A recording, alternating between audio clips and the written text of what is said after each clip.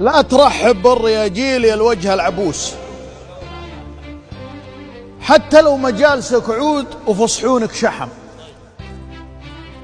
الرجال اللي لها قدر واعزاز النفوس ما تبي غير المقابل ووجه مبتسم. والله انه يوم جيناك يا راعي الفلوس اغلب اللي جاك ممنوع ما ياكل لحم.